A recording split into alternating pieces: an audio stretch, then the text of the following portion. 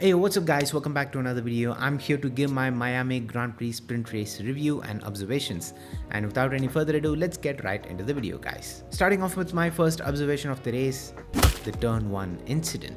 Turn 1 is usually pretty chaotic, but considering that it's a sprint race turn 1, I expected for drivers to take it pretty cautious, considering that they have the feature race qualifying in just a couple of hours time. But I see everyone throwing the blame for the incident on Lewis Hamilton, but honestly when you look at the aerial footage of that incident, it's clear as day that even before Lewis Hamilton arrived to the scene, Fernando Alonso actually made contact with Lance Stroll.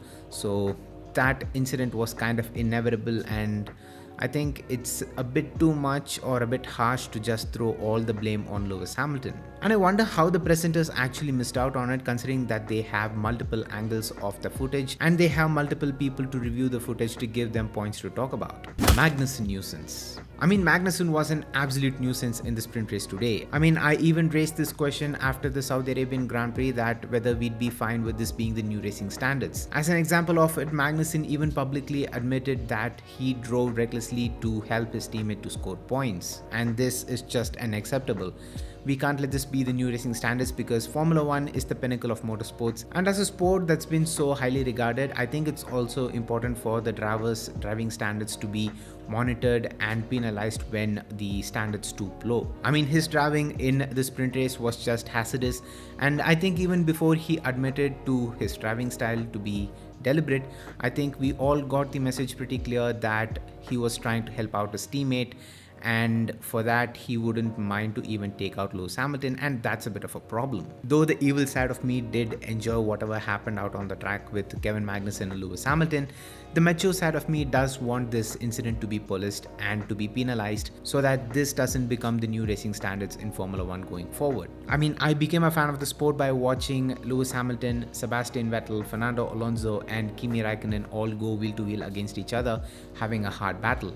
And having that as the golden standards for wheel-to-wheel racing, watching this was just painful, though I did enjoy it a little bit. RB's looks to hold its own ground. RB's cars seem to have good straight line and top speed compared to its competition, as their drivers were able to defend against faster cars with DRS pretty comfortably for the 19 laps. Daniel Ricciardo did well to defend against Carlos Sainz in a Ferrari for 19 laps straight to finish P4 in the sprint race, which I'm sure is a huge confidence booster for the Australian driver. And it does lift a little bit of pressure off his chest, so that's a good sign. Though the qualifying for the feature race didn't really go his way, almost very similar to what happened to Lewis Hamilton at China. But even with Yuki, I think he did really well at the sprint race today. He matched lap times with Daniel Ricciardo midway through the race despite having different tire compounds, and his move on Hamilton and Magnussen was just fun to watch. It was purely opportunistic and I absolutely loved it. He also did well to defend P8 against Lewis Hamilton, only losing it to him on the last lap, but he did get that P8 position because of Lewis Hamilton's post-race penalty. Mercedes in big trouble. Mercedes, after having a disastrous qualifying session at the sprint shootout yesterday, I genuinely expected for the team to do really well at the race and move forward, considering Mercedes cars in this new regulation tend to perform really well under race trim than under qualifying trim. But that wasn't the case this time out. But as a shocker, Mercedes was battling against cars that they shouldn't be battling against, like RB, Williams, Haas and Alpine.